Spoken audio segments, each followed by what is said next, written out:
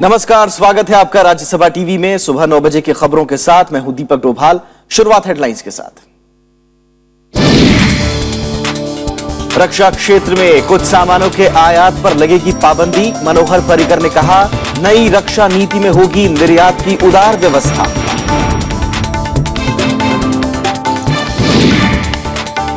श्रीलंकाई नौसेना ने 29 भारतीय मछुआरों को किया गिरफ्तार। 5 नौकाएं भी जब्त। समुद्री सीमा उल्लंघन का आरोप। पाकिस्तान के खैबर दर्रे में सेना का बड़ा अभियान। 80 आतंकी ढेर, कई सैनिक भी हुए हलाक।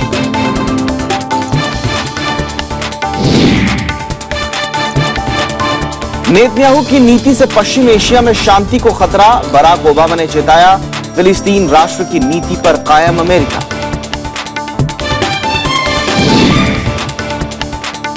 राजेंद्र सिंह को प्रतिष्ठित स्टॉकहोम वाटर प्राइज। जल संरक्षण के क्षेत्र में उल्लेखनीय योगदान के लिए मिला पुरस्कार।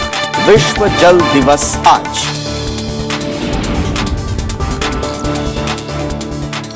और अब खबरें विस्तार से। रक्षा क्षेत्र में घरेलू विनिर्माण को बढ़ावा देने के लिए केंद्र सरकार जल्द ही नीति लेकर आएगी, जिसके तहत कुछ सामानों के आयात पर प्रतिबंध लगेगा। रक्षा मंत्री ने कहा है कि हिंद महासागर और आसियान में चीन के बढ़ते प्रभाव के बीच इन क्षेत्रों में भारत के लिए बड़ी भूमिका की हिमायत की जानी चाहिए। इसके तहत रक्षा मंत्री ने मित्र देशों को रक्षा साजो सामान के निर्यात की उदार व्यवस्था अपनाए जाने का भी संकेत दिया। केंद्र सरकार रक्षा उपकरणों और हथियारों के घरेलू निर्माण को बढ़ावा देने के लिए जल्द ही नई रक्षा नीति लेकर आएगी। दिल्ली में एक सेमिनार में रक्षा मंत्री मनोहर पर्रिकर ने कहा कि देश को रक्षा उत्पादों के निर्यात पर ज्यादा ध्यान देने की जरूरत है। उनका मानना है कि निर्यात से कई देशों को हिंद महासागर और आसियान क्षेत्र में शांति और स्थिरता सुनिश्चित करने में मदद मिल सकती है। We are thinking of policies by which import of certain items will be banned in defense sector in India. That's going to be the part of policy which is under at this moment. After doing a lot of exercise of talking to all stakeholder, is slowly taking shape, and hope that soon we'll be able to come out with it. Manohar Parrikar ने कहा कि सरकार रक्षा क्षेत्र में make in India पहल को आगे बढ़ा रही है और नई रक्षा नीति से विदेशी सामान पर 60% की निर्भरता को कम करने में मदद मिलेगी। The 60% we import obviously cannot be exported unless we treat it like diamonds, where you get them, polish them and send it back. But we can do that also. We can have an agreement by which we get the technology, improve it further. बीते कुछ सालों में भारत हथियारों के सबसे बड़े आयातक मुल्क के रूप में उभरा है। केंद्र सरकार इस हालात में बदलाव लाना चाहती है। रक्षा मंत्री का भी मानना है कि जिन सामानों को बनाने में भारतीय कंपनियां माहिर हैं, उन उत्पादों के आयात पर पाबंदी लगानी चाहिए और केंद्र सरकार इस नीति पर ही आगे बढ़ेगी। Bureau report, Rajya Sabha TV. और इस बीच जम्मू कश्मीर में 24 घंटे के भीतर 2 आतंकी हमले हुए। कठुआ के बाद शनिवार को सांबा जिले में सेना के एक शिविर पर आतंकी हमला हुआ। सुरक्षा बलों की जवाबी कार्रवाई में हालांकि दोनों आतंकवादी मारे गए। रक्षा मंत्री मनोहर पर्रिकर ने इन हमलों को आतंकवादियों की हताशा बताया है। कठुआ जिले में शुक्रवार को हमले के बाद आतंकियों ने शनिवार को सांबा जिले में सैन्य शिविर को निशाना बनाया। जम्मू पठानकोट हाईवे पर स्थित सैन्य शिविर में यह हमला तड़के हुआ, जिसमें आतंकियों ने गोलीबारी की और ग्रेनेड दागे, लेकिन सेना की जवाबी कार्रवाई में दोनों आतंकी मारे गए। हमले में सेना के 2 जवान और एक नागरिक घायल भी हुआ है। रक्षा मंत्री मनोहर पर्रिकर ने इसे आतंकवादियों की हताशा बताया है। जो बार बार इस तरह का जो घटनाएं हो रहे हैं, उससे हम चिंतित हैं और उसका उस हिसाब से कार्रवाई भी होगा और सिक्योरिटी फोर्सेस बहुत अच्छी तरह से इसका जवाब भी दे रहा है और आगे भी देगा। इससे पहले शुक्रवार को कठुआ जिले के राजबाग थाने में फिदायीन हमला हुआ था। इसमें सुरक्षा बल के 3 जवान शहीद हो गए थे और 11 लोग घायल हुए। सुरक्षा बलों ने हमला करने वाले दोनों आतंकियों को मार गिराया था। नवरात्रि के मद्देनजर वैष्णो देवी यात्रा के मार्ग पर भी सुरक्षा बढ़ा दी गई है। विपक्षी दलों ने आतंकी वारदातों के मामले में सरकार पर सवाल उठाए हैं। क्या आज इस सरकार ने उग्रवादी हमलों को नॉन स्टेट एक्टर्स कहना शुरू कर दिया है? क्या आज उग्रवादी बीजेपी की सरकार के अंदर नॉन स्टेट एक्टर हो गया है। मुझे सिर्फ इतना ही कहना है, ये बहुत ही दर्दनाक है, बहुत ही दुखद है। इस बीच सूचना प्रसारण मंत्रालय ने आतंकी हमलों के खिलाफ सुरक्षा बलों के ऑपरेशन का लाइव कवरेज नहीं दिखाने से जुड़ी एडवाइजरी विभिन्न चैनलों को जारी की है। दरअसल शुक्रवार को कठुआ हमले का कुछ चैनलों ने घटनास्थल से प्रसारण किया था। न्यूज चैनलों के संपादकों का भी मानना है कि राष्ट्रीय सुरक्षा के मद्देनजर सावधानी बरती जानी चाहिए। हम लोगों ने भी ये सारा दे दिया है, सारे चैनल्स को ये एडवाइस कर दिया है, उसी को एक्सटेंड करते हुए कर दिया है और ये अपनी तरफ से भी कर दिया है। और पहले से भी हमारे नॉर्म्स में ये है कि इस तरह के होते हैं तो कई बार लाइव दिखाना, क्योंकि शुरू में जो हम दिखाते हैं वो तो अचानक चूंकि मैग्नीट्यूड उसका स्टनिंग इफेक्ट होता है तो हम दिखा देते हैं, लेकिन इमीडिएटली जब ये समझ में आता है तो इसको विड्रॉ कर लिया जाता है। तो 2008 में मुंबई में हुए 26/11 के आतंकी हमले के बाद से ही इस बारे में दिशा निर्देशों को लेकर चर्चा हुई थी। इस एडवाइजरी में कहा गया है कि सुरक्षा बलों की स्थिति, रणनीति के बारे में तस्वीरें प्रसारित होने का आतंकवादी फायदा उठा सकते हैं। प्रणव गोस्वामी के साथ नव विक्रम सिंह, राज्यसभा टीवी। और जम्मू कश्मीर में आतंकी हमलों के बीच सशस्त्र बल विशेषाधिकार कानून यानी आफ्स्पा को लेकर बयानबाजी भी तेज हो गई है। पीएमओ में राज्य मंत्री जितेंद्र सिंह ने कहा है कि आफ्स्पा जैसे संवेदनशील कानून पर राजनीति से प्रेरित फैसले लेने की बजाय सुरक्षा जरूरतों को ध्यान में रखा जाना चाहिए। हालांकि एक दिन पहले ही मुख्यमंत्री मुफ्ती मोहम्मद सईद ने राज्य से चरणबद्ध तरीके से armed force special power act को हटाने से जुड़ा बयान दिया था। जो बड़े ही संवेदनशील विषय हैं, उदाहरण के तौर पर arm forces special power act इत्यादि जैसे, इनके विषय में कोई भी निर्णय लेना हो तो राजनीतिक लकीरों से ऊपर उठ करके मात्र सुरक्षा संबंधित जानकारी के आधार पर और सुरक्षा संबंधित कंसर्न्स और उनके राय के आधार पर किया जाए। भारत ने आतंकवाद से मुकाबले के लिए वैश्विक समुदाय से एकजुट होने की अपील की है। जयपुर में काउंटर टेररिज्म पर हुए अंतर्राष्ट्रीय सम्मेलन में केंद्रीय गृह राज्य मंत्री किरण रिजिजू ने आतंकवाद को वैश्विक समस्या बताया और कहा कि इससे सभी को मिलजुल कर ही निपटना होगा। Thank you sir for your kind word. Jaipur में काउंटर टेररिज्म पर हुए अंतर्राष्ट्रीय सम्मेलन में आतंकवाद से निपटने के उपायों पर चर्चा हुई। सम्मेलन के आखिरी दिन केंद्रीय गृह राज्य मंत्री किरण रिजिजू ने दुनिया भर के मौजूदा सुरक्षा हालात पर चिंता जताई। उन्होंने आतंकवाद से मुकाबले के लिए दिन ब दिन बढ़ती चुनौतियों का भी जिक्र किया। It has to be global effort. That is why if you have come together on this very important gathering, our fight has to be on global scale. It has to be treated as a human problem. It has to be... Rijiju ने police बलों और दूसरे पक्षों को आतंकवाद से निपटने के लिए प्रशिक्षित करने पर जोर दिया। उन्होंने कहा कि आतंकवाद के खिलाफ लड़ाई में समाज की महत्वपूर्ण भूमिका है। ISIS, they tried so much to sway the minds of the youth of India, but we were very pleased to see that the parents are not allowing them to go to Syria and Iraq. It has to be a war which to be fought by the society. सम्मेलन में आतंकवाद के साथ साथ अवैध घुसपैठ, सीमा सुरक्षा, social media और आतंकवाद, साइबर सुरक्षा, नारकोटिक्स और जाली नोट जैसे विषयों पर भी चर्चा हुई। Bureau report, Rajya Sabha TV. Congress अध्यक्ष सोनिया गांधी लगातार दूसरे दिन पीड़ित किसानों से मिली। राजस्थान के बाद उन्होंने शनिवार को हरियाणा में 4 जिलों का दौरा किया। कांग्रेस अध्यक्ष ने केंद्र और राज्य सरकार पर किसानों की अनदेखी का आरोप लगाया और तत्काल मुआवजे की मांग की। केंद्रीय कृषि मंत्री राधा मोहन सिंह भी नुकसान का जायजा लेने आज महाराष्ट्र पहुंचेंगे। बेमौसम बारिश और ओलावृष्टि की वजह से बर्बाद हुए किसानों का दर्द बांटने कांग्रेस अध्यक्ष सोनिया गांधी शनिवार को हरियाणा पहुंची। भिवानी, रेवाड़ी, झज्जर और करनाल के ग्रामीण इलाकों में वो किसानों से मिली। इस मौके पर कांग्रेस अध्यक्ष ने किसानों की समस्याएं सुनी। हम सबकी जिम्मेदारी बनती है कि हम सब मिलकर किसानों की मदद करें, तो हम संघर्ष करेंगे, किसानों को सही मुआवजा मिले। कांग्रेस अध्यक्ष ने किसानों को मुआवजा मिलने में देरी का मुद्दा भी उठाया। सोनिया गांधी ने कहा कि हरियाणा में कांग्रेस और केंद्र में यूपीए सरकार के दौरान तत्काल और पूरी मदद जाती थी, लेकिन अब ऐसा नहीं हो रहा है। सबसे बड़ी जिम्मेदारी सरकारों की है। हम तो ना हरियाणा ना केंद्र सरकार में है, फिर भी हम आपको सही मुआवजा मिले, सही उचित मदद मिले, इसके लिए खूब संघर्ष करेंगे आपके लिए, जैसे कि पहले संघर्ष किया। कांग्रेस अध्यक्ष शुक्रवार को राजस्थान में पीड़ित किसानों से भी मिली थी। इस साल बेमौसम बारिश और ओलावृष्टि से देश के कई इलाकों में बड़े पैमाने पर रबी की फसल तबाह हुई है। पश्चिम बंगाल के बर्धमान जिले में आलू की फसल बर्बाद होने से 5 किसानों ने आत्महत्या की है। Bureau report, Rajya Sabha TV. और इस बीच केंद्रीय कृषि मंत्री राधा मोहन सिंह ने कहा है कि मार्च महीने में बेमौसम बारिश से फसलों को हुए नुकसान के आकलन का काम 31 मार्च तक पूरा हो जाएगा। इसके तुरंत बाद पीड़ित किसानों को मुआवजा बांटने का काम शुरू होगा। कृषि मंत्री ने कल महाराष्ट्र में रबी फसलों को हुए नुकसान का जायजा लेने के लिए नासिक जिले के कुछ पीड़ित गांवों का दौरा किया।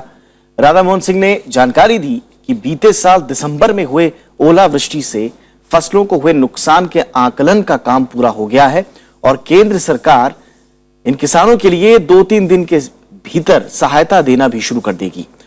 उन्होंने फसल बीमा योजना को ठीक ढंग से लागू करने का भी आश्वासन दिया। कई केंद्रीय टीमें बेमौसम बारिश से फसलों के नुकसान का आकलन के लिए पीड़ित राज्यों के दौरे पर हैं।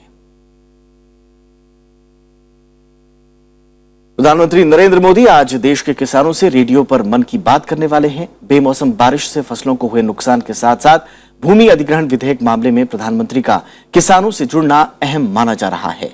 मन की बात के जरिए वो देश के किसानों से रूबरू होंगे और उनसे जुड़े मसलों पर बातचीत करेंगे।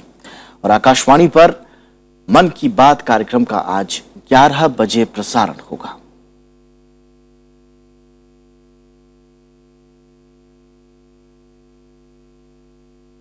और इस बीच दिल्ली और हरियाणा के बीच पानी को लेकर विवाद बढ़ता जा रहा है। हरियाणा के मुख्यमंत्री मनोहर लाल खट्टर ने कहा है कि दिल्ली को केवल उसके हिस्से का ही पानी दिया जाएगा। उन्होंने कहा कि वे अपने राज्य के किसानों और दूसरे लोगों के अधिकारों की अनदेखी करके दिल्ली को अतिरिक्त पानी नहीं देंगे। हरियाणा ने दिल्ली से 106 करोड़ रुपए के भुगतान की भी मांग की है। यह रकम मुनाक से दिल्ली तक नहर निर्माण में खर्च हुई थी। इससे पहले दिल्ली सरकार ने हरियाणा से ज्यादा पानी देने का आग्रह दोहराया है। इस मुद्दे पर दोनों मुख्यमंत्रियों की बैठक भी हो सकती है, जो कि अगले सप्ताह चंडीगढ़ में होगी। दिल्ली की 30 हजारी कोर्ट ने मेरठ के हाशिमपुरा केस के सभी 16 आरोपियों को बरी कर दिया है। कोर्ट ने आरोपियों के खिलाफ सबूत नहीं मिलने पर यह फैसला सुनाया। मई 1987 में मेरठ में एक ही समुदाय के 42 लोग इस घटना के दौरान मारे गए थे। आरोप था कि पुलिस वालों ने हाशिमपुरा गांव के इस मामले में 1996 में गाजियाबाद चीफ जुडिशियल मजिस्ट्रेट के सामने चार्जशीट फाइल की गई थी और पीएससी के 19 जवानों को आरोपी बनाया गया था। इसमें 16 आरोपियों ने सरेंडर कर दिया था, जिन्हें बाद में जमानत दे दी गई। 3 आरोपियों की पहले ही मौत हो चुकी है। पहले इस मामले की उत्तर प्रदेश में सुनवाई चल रही थी। बाद में सुप्रीम कोर्ट के आदेश पर मामलों को गाजियाबाद से दिल्ली ट्रांसफर कर दिया गया। कोर्ट ने 21 जनवरी को इस मामले में अंतिम दलीलें सुनने के बाद फैसला सुरक्षित रख लिया था। आरोपियों की पहचान प्रोसिक्यूशन साबित नहीं कर पाई, इस आधार पर एक संदेह का लाभ देते हुए उन सबको बरी किया है।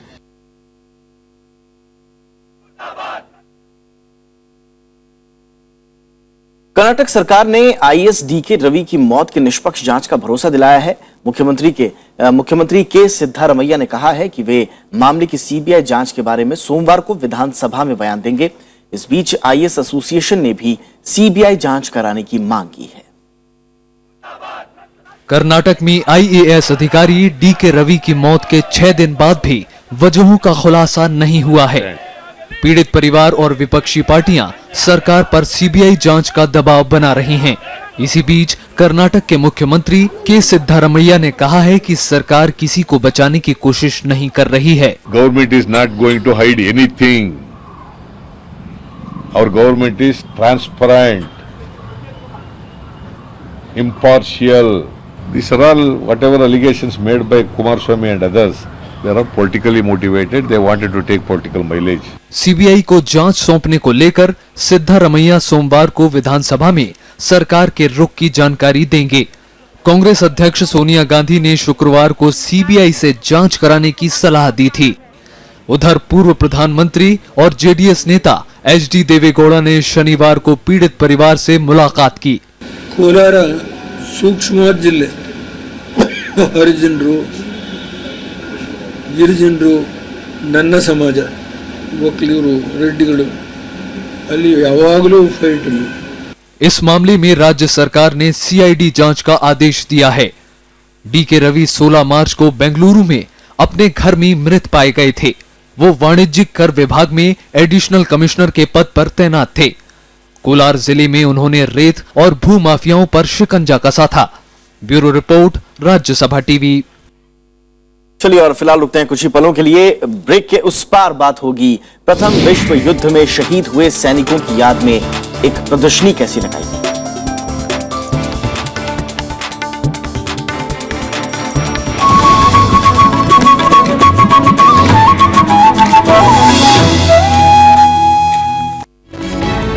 क्या हम दूसरों के जीवन को नियंत्रित करने की प्रवृत्ति के शिकार हो रहे हैं?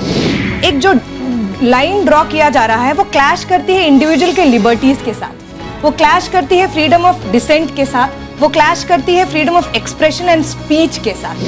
मुझे लगता है कि आपको समाज की तासीर और उसके कालखंड को भी समझना पड़ेगा कि किस कालखंड में हम जी रहे हैं।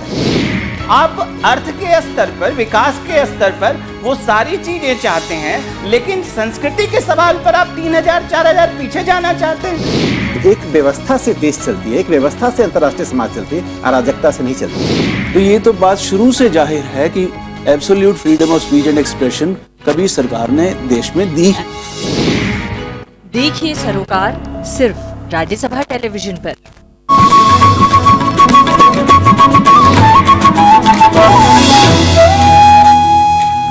ब्रेक के बाद आपका स्वागत है। देश की कुछ और खबरों पर एक नजर। दूरसंचार स्पेक्ट्रम ई नीलामी के 16वें दिन बोली 1,07,000 करोड़ रुपए तक पहुंच गई है। नीलामी के 16वें दिन बोली में तेजी देखी गई और 5 चरणों की बोली लगी। दूरसंचार विभाग ने बताया कि 97वें दौर के अंत तक 88% स्पेक्ट्रम को अस्थायी तौर पर बोली लगाने वालों को आवंटित कर दिया गया है। नीलामी के लिए बोली राशि शुक्रवार को 1,05,000 करोड़ रुपए तक रही, जबकि गुरुवार को यह 1,09,000 करोड़ रुपए तक पहुंच गई थी। श्रीलंकाई नौसेना ने बीती रात 29 भारतीय मछुआरों को गिरफ्तार कर लिया। इन मछुआरों को समुद्री सीमा उल्लंघन मामले के आरोप में गिरफ्तार किया गया है। साथ ही मछुआरों की 5 नौकाओं को भी जब्त किया गया है। इन लोगों को गिरफ्तार करके तल्लई मन्नार ले जाया गया। ये गिरफ्तारी ऐसे समय में हुई है जब 24-25 मार्च को दोनों देशों के मछुआरों के प्रतिनिधि मंडल के तीसरे चरण की बातचीत चेन्नई में होने वाली है। इससे पहले इस प्रतिनिधि मंडल की 27 जनवरी को चेन्नई में और 12 मई को कोलंबो में बैठक हो चुकी है। ये मुलाकात मछुआरों समेत दूसरे आपसी विवाद सुलझाने के लिए काफी अहम मानी जा रही है। पाकिस्तान के विदेश सचिव एजाज अहमद चौधरी ने कहा है कि भारत के साथ सभी मुद्दे बातचीत के जरिए सुलझाए जा सकते हैं। पाकिस्तान में कल 57 भारतीय नावें भारत को सौंप दी गई। जो 57 भारतीय नावें थी वो भारत को सौंप दी गई हैं पाकिस्तान की ओर से। इस मौके पर चौधरी ने कहा कि उनका देश भारत के साथ अच्छे संबंध चाहता है। भारत के साथ रिश्तों को बेहतर बनाने की जो प्रक्रिया चल रही है उसके परिणाम जरूर निकलेंगे, ऐसी उन्होंने उम्मीद जताई। भारत पाकिस्तान की बातचीत का नेतृत्व पाकिस्तान की ओर से एजाज अहमद चौधरी और भारत की ओर से विदेश सचिव एस जयशंकर कर रहे हैं। पाकिस्तान के पश्चिमोत्तर कबायली इलाके खैबर एजेंसी में सेना ने शनिवार को 80 आतंकवादियों को मार गिराया। अफगान सीमा के करीब हुए इस अभियान में 7 पाकिस्तानी सैनिक भी मारे गए हैं। पाकिस्तानी सेना के प्रवक्ता मेजर जनरल आसिम बाजवा ने बताया कि अब तक की लड़ाई में सेना ने आतंकवादियों को भारी नुकसान पहुंचाया है। भारी गोलीबारी के बीच सेना लगातार हवाई हमले भी कर रही है। पाकिस्तानी सेना ने उत्तरी वजीरिस्तान के कबायली इलाके में आतंकवादियों के सफाई के लिए ऑपरेशन जर्ब-ए-अज़्ब छेड़ रखा है। दुनिया भर में आज विश्व जल दिवस मनाया जा रहा है। इससे पहले शनिवार को जल संरक्षण के क्षेत्र में उल्लेखनीय योगदान के लिए भारत के राजेंद्र सिंह को प्रतिष्ठित स्टॉकहोम वाटर प्राइज से नवाजा गया। यह पुरस्कार उन्हें ग्रामीण इलाकों में पानी की आपूर्ति सुनिश्चित करने के उद्देश्य से लंबे समय से किए जा रहे उनके प्रयासों के लिए दिया गया। स्टॉकहोम वाटर प्राइज समिति के मुताबिक राजेंद्र सिंह के तौर तरीके आसान और सस्ते हैं, जिन्हें दुनिया भर में अपनाया जाना चाहिए। राजेंद्र सिंह ने बारिश के पानी को धरती के भीतर पहुंचाने की प्राचीन भारतीय पद्धति को ही आधुनिक तरीके से अपनाया है। चलिए अब कुछ अंतर्राष्ट्रीय खबरें। ईरान के परमाणु कार्यक्रम पर कई दौर की बातचीत के बावजूद अब तक कोई समझौता नहीं हो पाया है। ईरान और दुनिया के 5 ताकतवर देशों को इस महीने के आखिर तक इस मसले पर कोई फैसला करना है।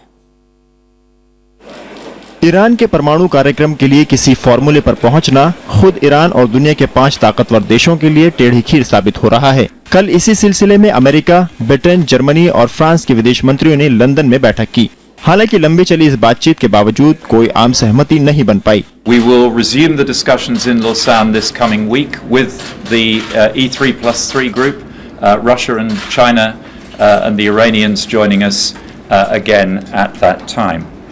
We're all committed to seeking to achieve an agreement which is comprehensive, durable and verifiable.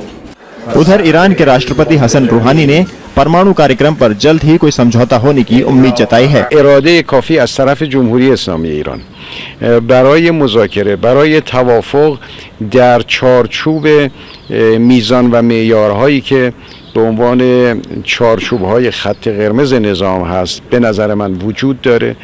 Iran के परमाणु कार्यक्रम को लेकर बैठकों का सिलसिला तो अपने आखिरी दौर में पहुंच गया है, लेकिन ईरान और दुनिया के 5 ताकतवर देश अब तक इस मसले पर कोई भी फार्मूला तैयार नहीं कर पाए हैं। ऐसे में सबकी निगाहें अगले हफ्ते स्विट्जरलैंड के लॉसन में होने वाली बातचीत पर टिकी हैं। Bureau report, Rajya Sabha TV. Israel चुनाव में नेतन्याहू की जीत के बाद पहली बार अमेरिकी राष्ट्रपति बराक ओबामा ने चुप्पी तोड़ी है। उन्होंने कहा कि अमेरिका फिलिस्तीन राष्ट्र की अपनी नीति पर कायम है। ओबामा ने नेतन्याहू की निंदा करते हुए कहा कि उनके रुख से पश्चिमी एशिया में शांति में बाधा आएगी। अमेरिका और इजराइल के बीच बढ़ रही दरारों पर मुहर लगाते हुए अमेरिका ने साफ कर दिया कि वो फिलिस्तीन पर नेतन्याहू के बयानों से सहमत नहीं। एक इंटरव्यू में अमेरिकी राष्ट्रपति बराक ओबामा ने कहा कि इजराइल को अंतर्राष्ट्रीय समझौते के तहत ही आगे बढ़ना होगा और फिलिस्तीनी राष्ट्र की स्थापना ही शांति का एकमात्र रास्ता है।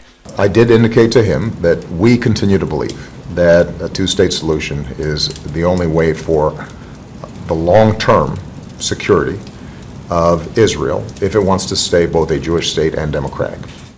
अपनी जीत के बाद ही इजरायली प्रधानमंत्री बेंजामिन नेतन्याहू ने कहा कि वे फिलिस्तीनी राष्ट्र के लिए 1 इंच जमीन भी नहीं देंगे। नेतन्याहू खुलकर अमेरिका की ईरान के साथ परमाणु समझौते की कोशिशों का भी विरोध कर रहे हैं। हालांकि ओबामा ने ईरान के साथ परमाणु समझौते को जरूरी बताते हुए कहा कि सभी पक्षों से सलाह मशवरे के बाद ही इस पर अंतिम फैसला लिया जाएगा। There is no deal until everything is worked out, and I think that it's premature to suggest that there's a draft out there. What is true is that there has been movement from the Iranian side. We are consulting with the P5+1. America में अपनी गिरती लोकप्रियता को थामने के लिए Obama हर हाल में Iran के साथ समझौता करना चाहते हैं। इस समझौते में सबसे बड़ी बाधा इजराइल ही है। Bureau report, Rajya Sabha TV. और अब वर्ल्ड कप से जुड़ी खबरें।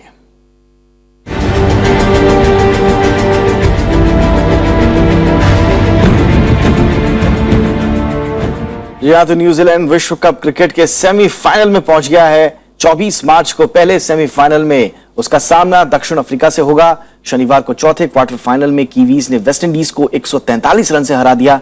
Man of the match Martin Guptill ने 237 रन की शानदार पारी खेली। भारत और ऑस्ट्रेलिया के बीच दूसरा सेमीफाइनल 26 मार्च को सिडनी में खेला जाएगा।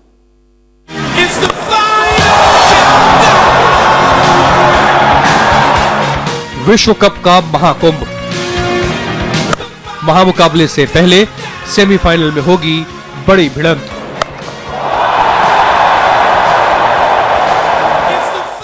दक्षिण अफ्रीका से होगा न्यूजीलैंड का सामना। वर्ल्ड कप क्रिकेट के चौथे और आखिरी क्वार्टर फाइनल में टॉस जीतकर न्यूजीलैंड ने पहले बल्लेबाजी का फैसला किया। कीवीज ने 50 ओवर में 6 विकेट खोकर 393 रन बनाए।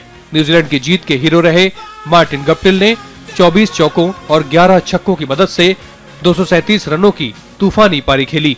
Still not really sure what happened today, to be honest. It hasn't really sunk in yet, but no, obviously incredibly proud of what happened today, and hopefully moving forward we can win another game and then another one after that. So just pretty proud to score that many runs and to get the win as well.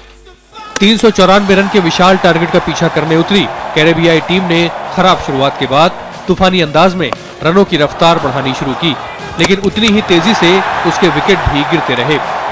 30 over और 30 गेंदों में West Indies की पूरी पारी 250 रनों पर सिमट गई।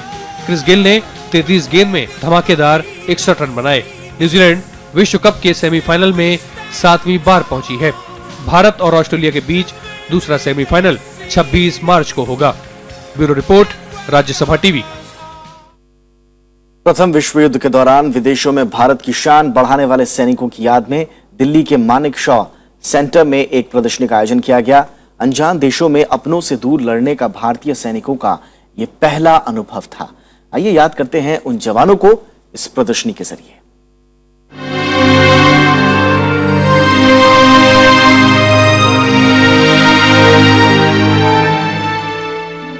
बहादुरी की दास्तां बयां करती ये तस्वीरें उन जाबाजों की हैं जो मैदानी जंग में बहादुरी से लड़े। कुछ खुशकिस्मत रहे जो वतन लौट आए, पर कई ऐसे भी रहे जिन्हें दोबारा वतन लौटना नसीब नहीं हो सका। करीब 74,187 भारतीय सैनिकों की बहादुरी आज भी लोगों को रोमांचित करती है। This has been conceptualized basically on the theme of faith, gallantry, sacrifice and heritage. These being the 4 pillars and the foundations of our Indian Army today, which has evolved so beautifully. With this thought came about the evolution of this showcasing of the Indian contribution and this thing. प्रदर्शनी में रखे ये खत, इनमें कई ऐसी कहानियां शामिल हैं जो कभी सामने आ ही नहीं सकी। इन खतों में जवानों ने अपनी आपबीती अपनों से साझा की थी। जो आप देख रहे हैं दीवार पे लगे हुए पत्र, ये वीर सैनिकों ने युद्ध के दौरान अपने परिवारों को लिखे हैं। इनमें अलग अलग भाषाओं ने उन्होंने अपने विचार, अपने भाव, अपने साहस, दृढ़ता और उन परिस्थितियों को व्यक्त किया है। इस विश्व युद्ध में कई नए हथियारों को भी शामिल किया गया था जो आज भी लोगों के जिज्ञासा का विषय बने हुए हैं। मुझे इस एग्जीबिशन में आके बहुत अच्छा लगा। इससे मेरे को वर्ल्ड वॉर के बारे में बहुत चीज़ें जानने को मिली, जैसे कि उस टाइम में कौन कौन से मिसाइलें यूज़ हुई थी, कौन कौन से मशीन गन यूज़ हुए थे और उस टाइम में हमारे सोल्जर्स ने कितनी बहादुरी दिखाई थी। इस विश्व युद्ध में बहादुरी की कई मिसालें पेश की गई, जिसके लिए 11 भारतीय सैनिकों को इंग्लैंड का सर्वोच्च सैन्य सम्मान विक्टोरिया क्रॉस से भी नवाजा गया। इस प्रदर्शनी में हम रूबरू हुए उन भारतीय सैनिकों की जिंदगियों से जिन्होंने प्रथम विश्व युद्ध में अपने त्याग और बलिदान से भारत का गौरव और सम्मान बढ़ाया। कैमरा पर्सन जुनैद के साथ अरुणा ठाकुर, राज्यसभा टीवी। और इसी के साथ इस बुलेटिन में इतना ही। चलते चलते हेडलाइंस पर एक बार फिर से नजर। रक्षा क्षेत्र में कुछ सामानों के आयात पर लगेगी पाबंदी। मनोहर पर्रिकर ने कहा, नई रक्षा नीति में होगी निर्यात की उदार व्यवस्था। श्रीलंकाई नौसेना ने 29 भारतीय मछुआरों को किया गिरफ्तार, 5 नौकाएं भी जब्त, समुद्री सीमा उल्लंघन का आरोप। पाकिस्तान के खैबर दर्रे में सेना का बड़ा अभियान, 80 आतंकी ढेर, कई सैनिकों की मौत। नेतन्याहू की नीति से पश्चिमी एशिया में शांति को खतरा, बराक ओबामा ने चेताया, फिलिस्तीन राष्ट्र की नीति पर कायम अमेरिका। और राजेंद्र सिंह को प्रतिष्ठित स्टॉकहोम वाटर प्राइज, जल संरक्षण के क्षेत्र में उल्लेखनीय योगदान के लिए मिला पुरस्कार। विश्व जल दिवस आज।